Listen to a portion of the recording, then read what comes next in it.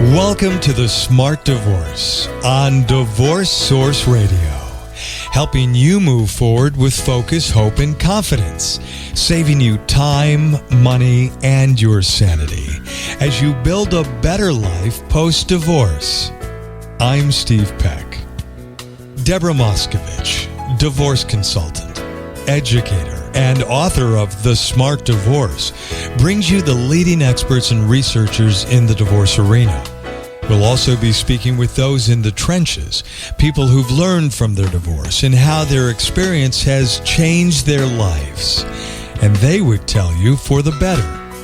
Deborah's learned that divorce can be a beginning, even if it looks like an end. Divorce can be rich in opportunity to learn and grow from.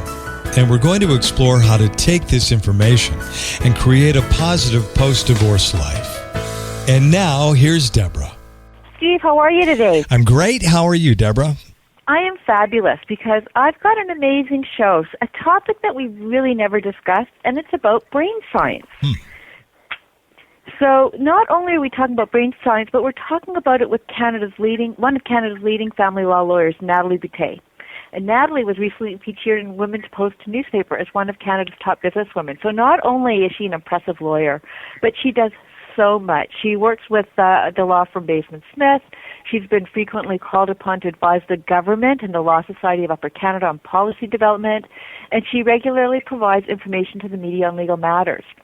I know Natalie through a number of ways. She was a contributor to one of my smart guides for the Smart Divorce Resource Toolkit, which is really fabulous, and we'll get into it later because I want to talk about expectations and how that impacts the brain. But also she's the founder of the Neuro Family Law Institute, which was created to bring together practitioners that want to find ways to help separating families separate with less damage. Natalie, for sure, is a lawyer that wants to make a difference. Yeah, I've never heard of this angle before with the brain. No, so there's tremendous scientific knowledge about the brain, yet the legal system is slow at integrating it, and that's our topic for today. So, I'd love to talk to Natalie about what this means, and I'm so excited about it. Well, let's bring her on the air. Natalie, welcome to The Smart Divorce on Divorce Source Radio. Great. Well, thank you for having me, and thank you, Deborah, for the very generous introduction. It's all true.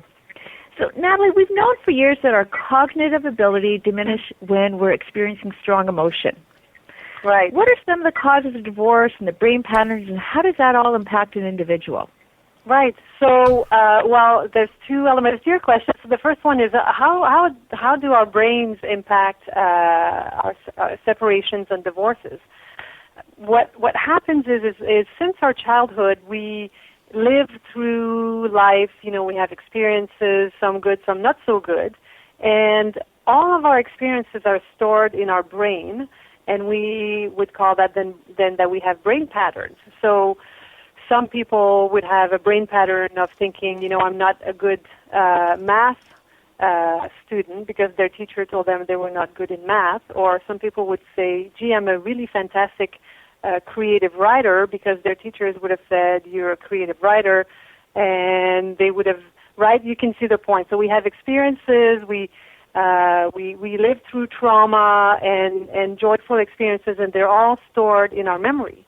And then what happens with our brain is, so that we don't have to relearn every experience, like you don't want to have to relearn that you have to put one foot in front of the other in order to walk, your brain will recall certain memories to facilitate your life.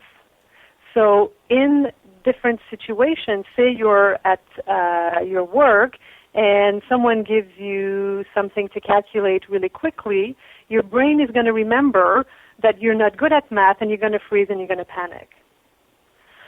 Or and then you're walking down the street and you see a guy that looks like the first guy who broke your heart when you were a kid and a teenager, and then you have this big pit in your stomach and you feel awful because your brain is telling you to be careful. This looks like a previous situation where you would have been hurt in the past.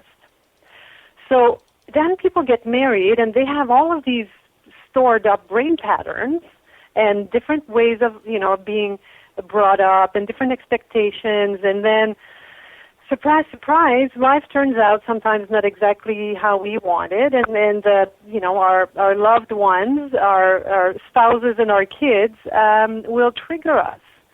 And then our brain will say, be careful, this one is not going to be on time again today, or I wonder what my child did at school today, is he going to get in trouble, or whatever. So our brain is really, really helpful, and it sometimes needs to be, we need to think about it because it creates all of these,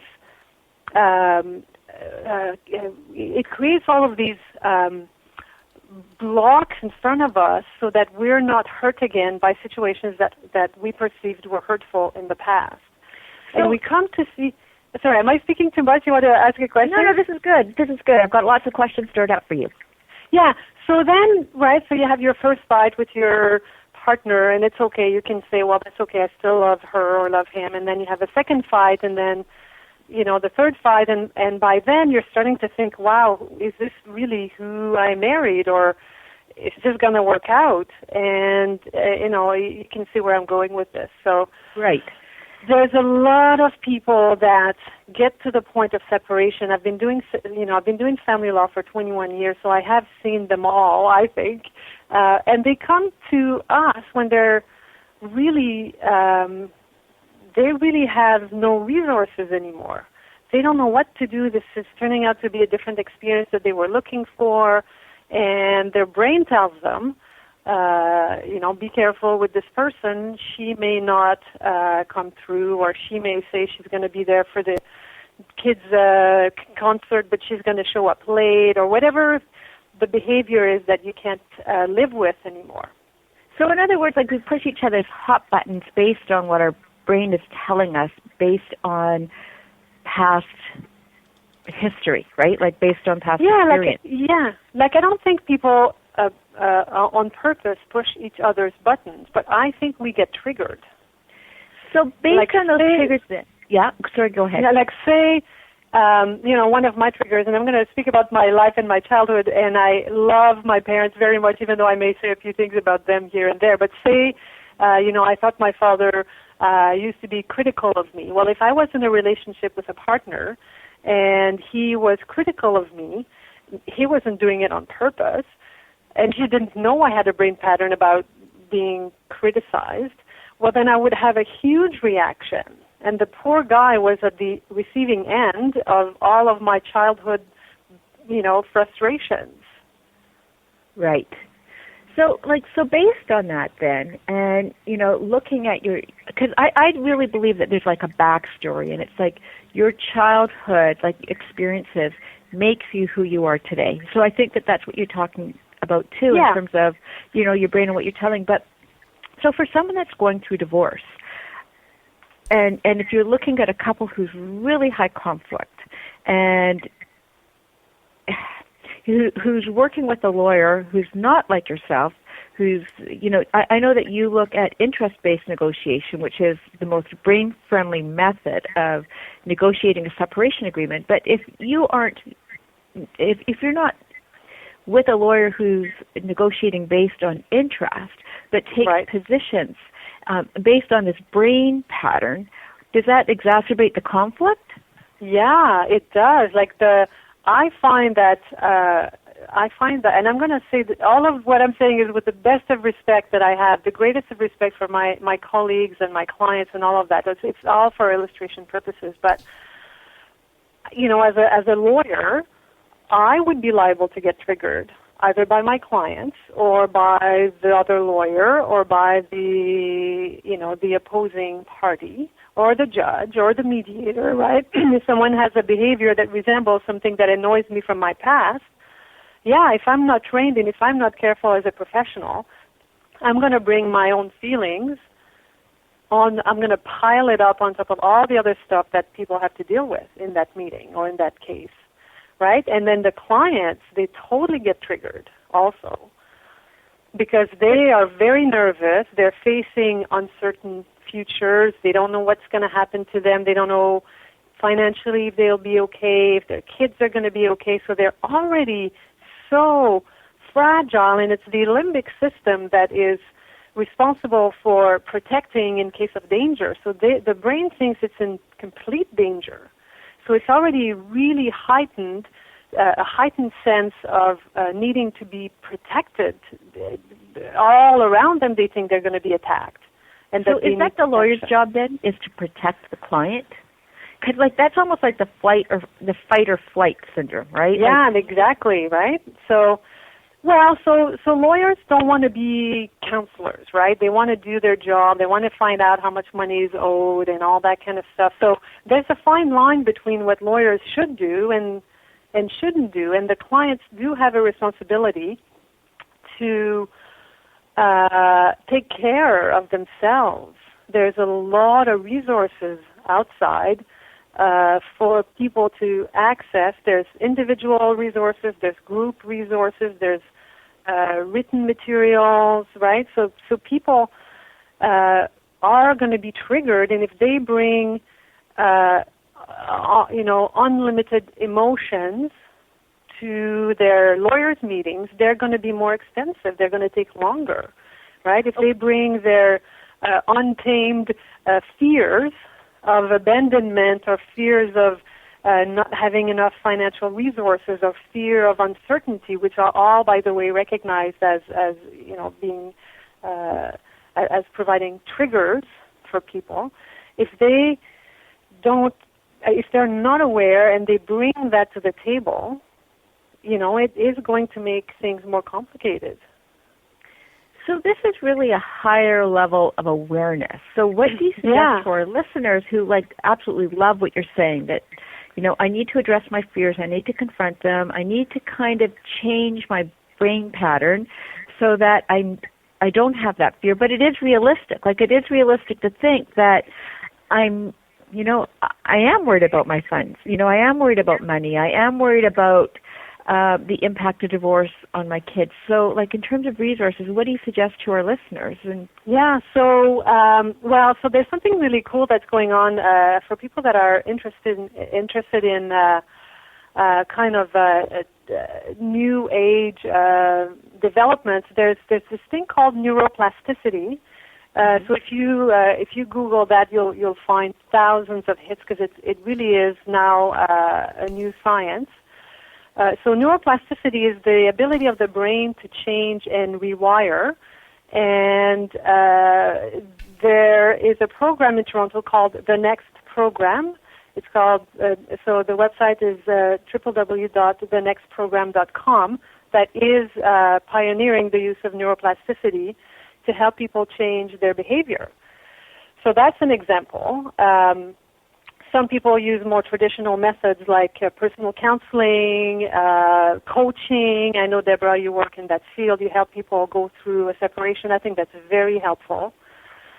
There are group meetings that people can go to. There's a lot of, I'm going to speak locally. In Toronto, there's a lot of associations that provide group meetings, and those seem to be providing some relief for some people. So I think you put your finger on it. The higher degree of awareness that people bring stuff to the table. Now, what if they don't even want to be at the table? What if people are struggling and they don't want a divorce? What do you do? Yeah.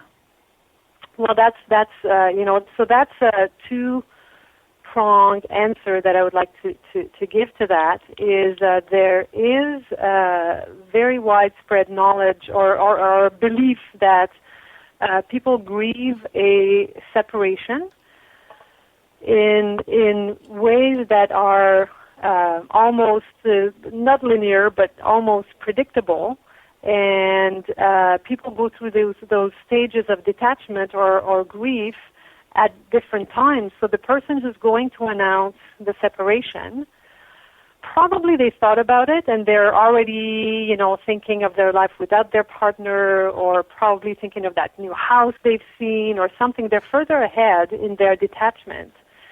And the person who does not want the separation is going to take way longer to get there. So both of these individuals will need to consider where the other person is at when they start the legal process.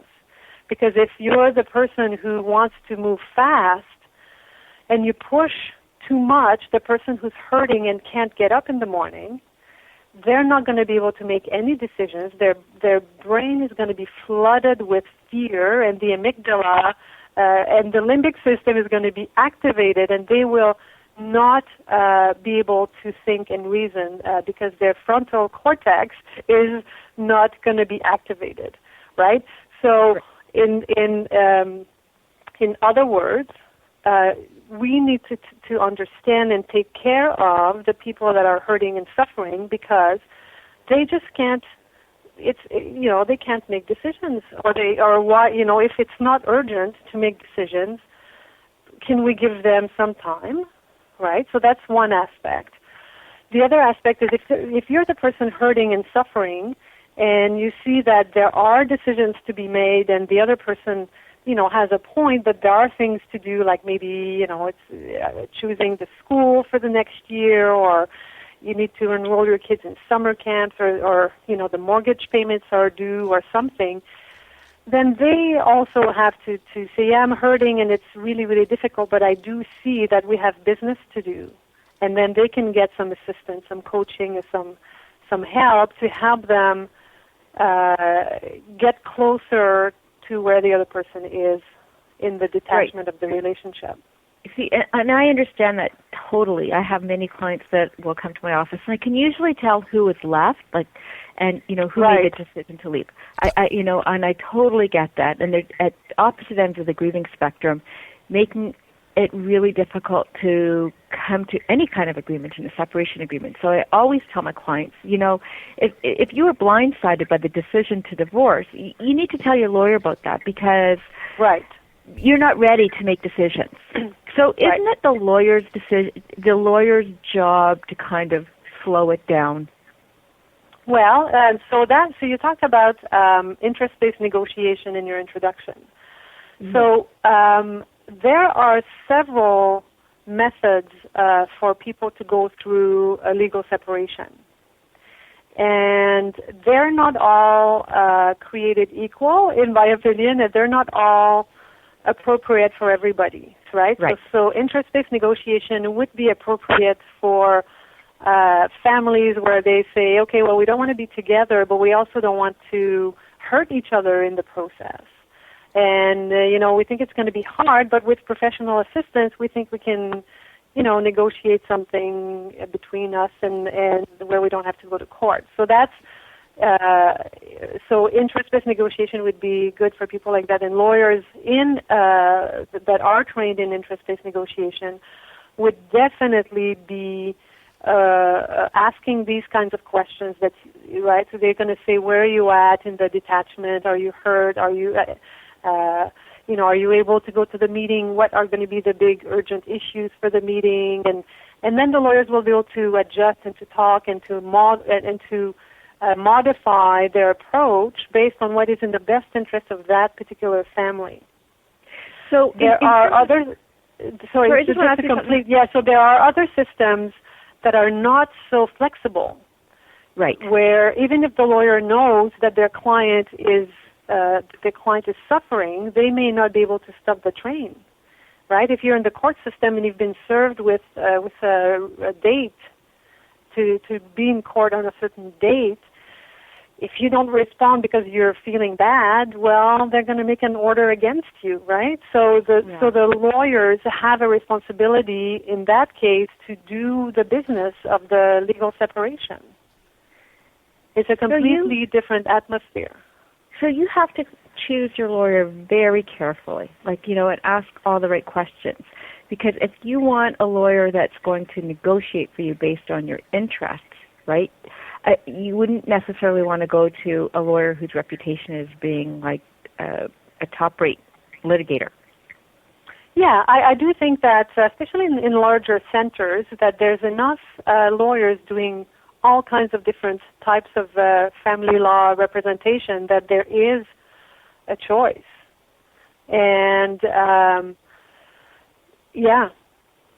So then what makes a divorce easier or more difficult for a client?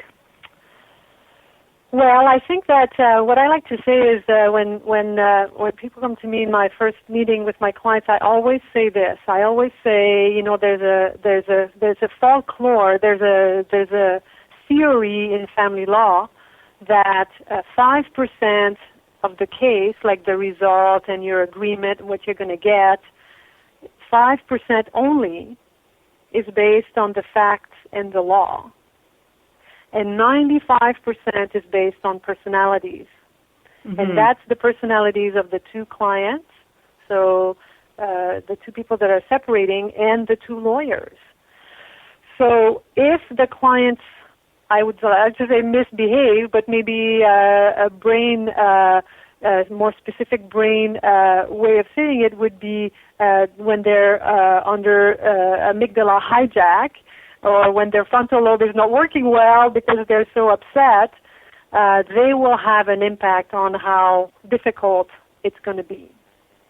Same with the lawyers. If they speak in a way that provokes the other person, willingly or unwillingly, that will have an impact, right? If they are not prepared or not prepared well, that will have an impact. If they are aggressive and defiant, that will have an impact. In interest-based negotiation, you don't want that kind of behavior.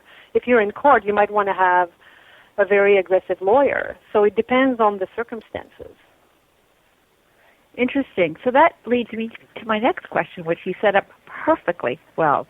The pitfalls that people fall into, in terms of false expectations. You wrote something really wonderful for one of my SMART guides for the Smart Divorce Resource Toolkit, and I thought that the information was just so helpful because you really talk about what's important in terms of the legal expectations. Yeah. Well, there's two favorite ones of mine there. One is, so first of all, I'll give you the false expectations, and then I'll give you the science behind it, why it's so potent. So one of the expectations is, now I'm separating from this person. Finally, someone, the judge, is going to tell them how wrong they were.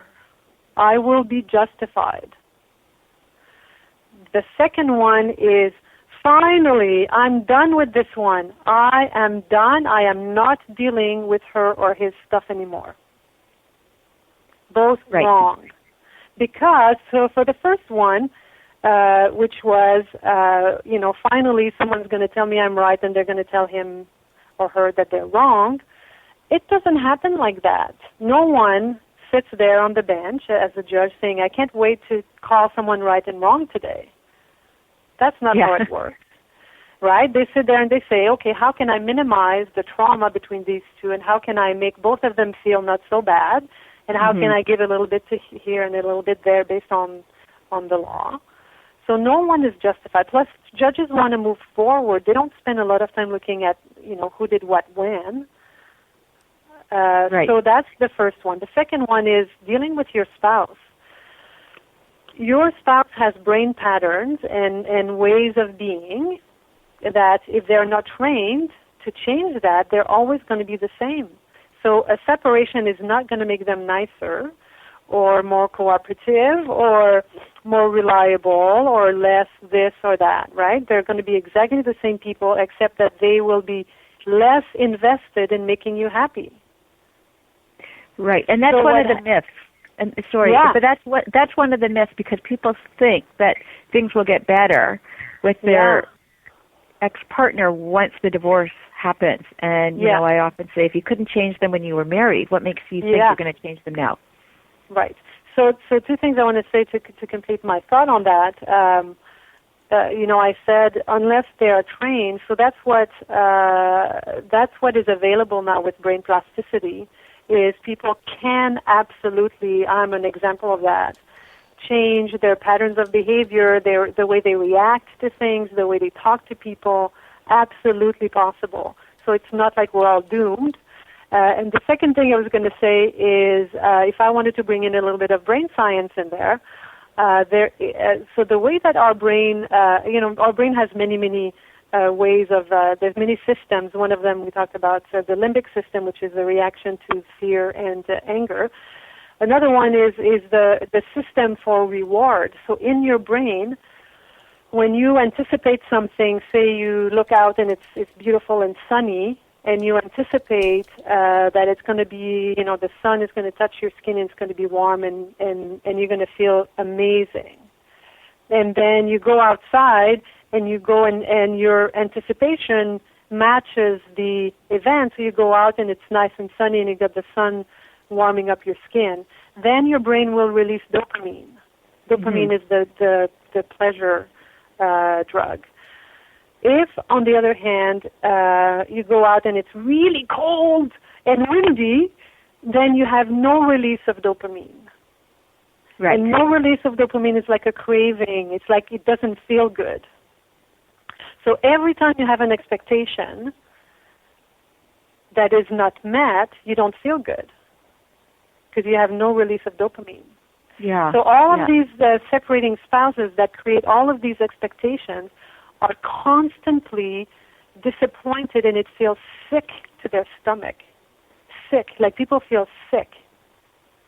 They expect their spouses to change. That's not going to happen. They expect their kids to be perfect and not affected by separation. That is not going to happen. They expect the judges to make them right and make the other wrong, or the mediator or the arbitrator. That is not going to happen, right? So the reason why this is so important is if we could work with, if the professionals could work with their clients to bring down their expectations about the realities of the legal system, then the clients would be less disappointed and they would feel less bad about the events. Right. I love the way you're phrasing this and the thought process behind it. So if someone is looking for a lawyer who thinks like you, what should they be asking in the consultation? I know, that's a good question. I don't know. Are there other lawyers that think like you? No, but like, would you say, like, do you, are you brain friendly? No. Would you say, you could say, do you could have ask a brain? the person, how do you work with clients? How do you take into account the psychology of or the emotions of me, and how do you deal with the emotions of the other person, and how do you feel when the other lawyer attacks you personally? Like, you're looking for the lawyer to say, I'm highly trained, I do my very best to not bring my personal affairs or my personal triggers into a situation, and then you know that rings true to me, because no one would say that unless they have done the kind of training that would be required for that. Right. And you're doing some training sessions also to help lawyers understand the brain. Do you want to talk there's a lot of lawyers that are interested. Oh, pardon me. No, if you could talk a little bit about the training that you're currently doing. Right. So the seminar, it's called the Neuro Family Law Seminar, and it is to educate lawyers on these things so that lawyers can be more open to understanding how their clients might be presenting when they're separating, like how traumatizing it is to be separating, how afraid we are of uncertainty, and what can we do to provide more certainty, like, instead of just giving a verbal list of 15 things that the clients have to bring at the next meeting, write it down, or instead of saying, I'll speak to you in the future, say, I'll speak to you next Thursday. Like, to create certainty, right? Like, to create awareness for the lawyers of how clients get triggered, and hopefully they will have a better rapport with their clients. Oh, I love that. So in terms of educating then the bar, you wrote an article for the Alternative Dispute Resolution magazine called Practicing Family Law with the Brain in Mind, a case for interest-based negotiation. Can you tell us more about that? Yeah, so ADR is Alternative Dispute Resolution. So it's anything to do with resolving things outside of the court system. So in Ontario, I know it's not like that for all jurisdictions, but in Ontario, there's all kinds of ways to do alternative dispute resolution. We can do, negotiation with a lawyer, we can do mediation, and we can do arbitration. there is a system of negotiation that can be applied in all of these areas, maybe not so much arbitration, but the voluntary negotiation and mediation and collaborative law negotiation. We could use, for all of these, what we call interest-based negotiation. So that's the first book that was written about that I know of is called Getting to Yes. So that was Fisher and Urey were the two authors, Getting to Yes, and that's the base level, entry level to understanding interest-based negotiation. So I'm saying that it is the most brain-friendly method because we are allowed in that system. In fact, it's required to look at who's there. Who are the clients and who are they? What do they need? What do their children need? And how do we create the process, the meetings? How do we structure 2 hours, or is that too long for someone, or is it an hour and a half? And what's the length in between? And how many touch bases between the lawyer and the client in between meetings? And what do the clients require for understanding, the complicated financial issues and the tax issues, and you can work with the client's known insecurities and known fears and alleviate it by creating all of the elements of the separation based on what they need. I mean, that's fabulous. I don't know why we don't do it more. Well, that's treating the client as an individual rather than a file number, because you're looking at their needs rather than this is what I normally do for each file. So I've just done steps 1, 2, 3, and so now I'm going to do 4 and 5. Yeah. So now I do want to say one thing, because I'm making it sound amazing, and it is. There is a reality that in order to take care of people, right, the way I just described, I don't want to say it's more expensive, because I think it's less expensive overall, but it does require the clients to trust that if you spend an extra 15 minutes on this emotion that's just resurfaced, that it will have a beneficial impact on your file, right? So some clients say, I don't want my lawyer to be my therapist. So I want the listeners to understand the lawyers are not becoming therapists, and we're not becoming we're not spending all of our time talking about emotions, right? But there is an element of negotiating parenting issues or negotiating spousal support or division of assets, like who's going to keep the house and where are the kids going to reside, and those are all legal issues, but my gosh, they are so humanly connected that the clients have to give a chance to the lawyers to inquire into the more softer parts of their file, right? It's not just numbers, it's why these numbers. Do you know what I mean? Right. But I think that all goes back to the client's due diligence. Like you really have to take your time in finding that right fit and that lawyer that has that thought process or who is flexible enough to kind of meet those needs. Mm-hmm. Because not every lawyer. If that's what the clients want, right? I'm like that, and I have clients where they don't share their emotions with me. I think that I know how to speak with them. I do my very best to use all my skills to remove what I think might be a trigger, like uncertainty of steps and injustice and these things that are regular triggers for people. So it's not all of my clients. I have a lot of executives that don't share their feelings with me. And I still believe that I provide the awareness of what might trigger them even if they're not sharing with me, right? So not all of my clients are talking to me in this way, but I intuitively provide the services that I think allow them to feel that they have a voice. Yeah. Right? So I'm not saying that everyone should be touchy-feely and start to talk about their feelings with their lawyers. No, that's true, but you need to be a part of the process. I think the lawyers have to. I think family law lawyers have to understand humans more. I agree. Yeah. And I love judges, and right? Yeah. And I think that lawyers are educating themselves now. Like, I'm involved in so many different things that I do see that there is a shift in family law. Correct me if you think I'm wrong.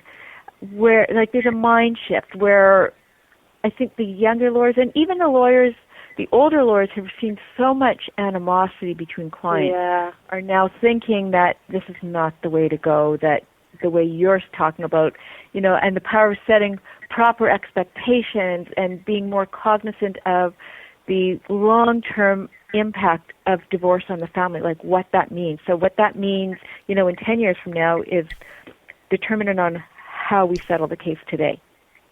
Right. So you've provided us with so much interesting, so many, different things to think about. Are there some parting thoughts that you would like to leave for our listeners to wrap up? So professionals, I would say, I know that I deal with amazing professionals on a regular basis, and that's amazing. I also deal with professionals that don't, I want to say this with the greatest respect, that could benefit from reading up on new things that are being written about family law and separations and the humanity of it. And on clients, I would say, please, this is a big please, take responsibility for your divorce. Don't